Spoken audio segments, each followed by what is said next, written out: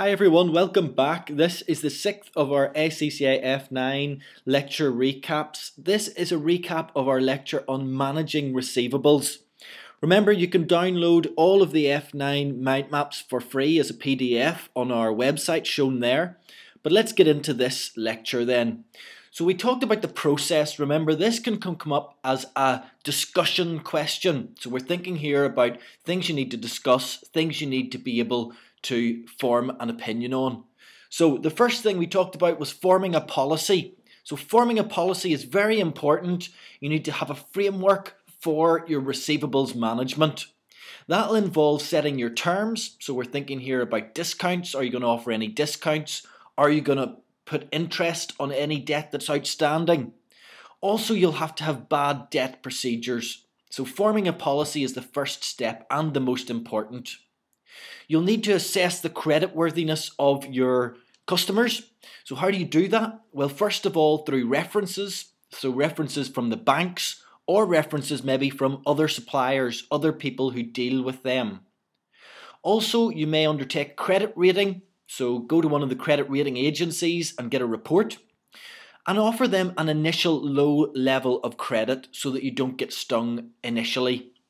You need to maintain and review a file and potentially have an internal credit rating system.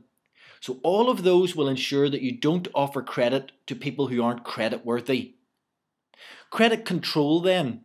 Well, the first step in this is to maintain an aged debtors listing so that you can therefore identify overdue accounts, see who's not paying and who is. You need to give your customers regular statements because they'll get back to you and let you know if there's a problem or if they disagree. And again, it's worth remembering that you should have a clear policy. A very clear policy enables the customers to understand what they can do, what they can't do, and what your procedures will be. When it comes to debt collection, you need to have those procedures in place, and you need to decide when you're going to telephone the customer, if you're going to visit them, and at what stage you initiate legal action to recover the debt. So remember, that's a discussion-based question. Make sure that you know those processes. Offering discounts was the next thing we looked at. We're thinking about offering them for early settlement. So cutting the price, giving a discount for early settlement of an invoice. The benefits of that will be that you'll have better liquidity, i.e. more cash. You'll not pay as much interest because you won't need to fund an overdraft. You'll have got the money. You'll have less bad debt because people will pay more quickly.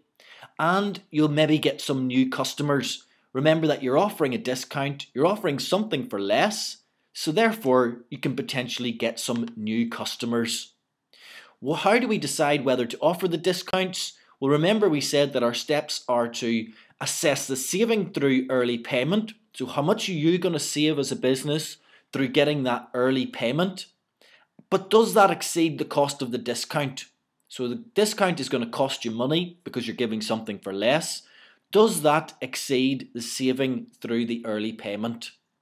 So step number one is to do our change in receivables, multiply that by our overdraft interest, because remember you'll have to fund that change in receivables through the overdraft interest or vice versa. And that you'll need to set that off against the profit lost through offering the discount. So you'll lose profit through offering the discount, but you'll gain because your receivables will be less. You won't need to fund as much through your overdraft. So therefore you need to see which of those is greater. And we did a detailed illustration of that in the full lecture, so go back over it if you're not sure. We talked then about debt factoring. Remember, debt factoring is where a factor forwards the money. So really what they do is they give you a percentage of your invoice value. So say they forward you 80% of the invoice value, but they'll charge you a fee. They'll not only charge you a fee, but they'll charge you interest on the amount that they've given to you, the amount that they've forwarded. So in that sense, the factor then collects the money. So they forward you a percentage of the invoice value, they charge you a fee and interest on the forwarded amount, and they then collect the money. So there are some pros and cons on this that we looked at. Remember, the advantages, first of all, are that you have administration savings. So it doesn't cost you as much to administrate the debt simply because the factor is now collecting it. So you don't have to do the administration, the factor does that. You can also get the cash more quickly, so you're getting that cash forwarded to you, and that means that you're going to have more cash available. So it helps if you're having liquidity problems, or if maybe you're a new business and you need the cash to generate more sales. On the downside though, it is expensive. It is expensive to factor your debts. You may lose goodwill with your customers, and you will create a bad impression because a factor will be collecting your debts for you. So it gives the impression that maybe the business is in some sort of trouble. And we did a detailed illustration on this to do the calculations on whether factoring a debt is better or not. Invoice discounting, remember, it's different from factoring in that the factor actually buys the debt. They buy it at a discount and then you collect it. So that's invoice discounting. Remember that you can only do this on high quality debt, so you'll have to have a good reputation and a good history of collecting the debt, and you then have the bad debt risk because you're still collecting that debt. The last area then was foreign receivables, when you're selling in a foreign currency. Well, this can then be complex. It can be complex for cultural reasons, also for legislative reasons, so maybe legislation's different from what you understand at home, or also simply just because the language is different. So for all those reasons, foreign receivables are going to be more complex and need to be managed in a different way.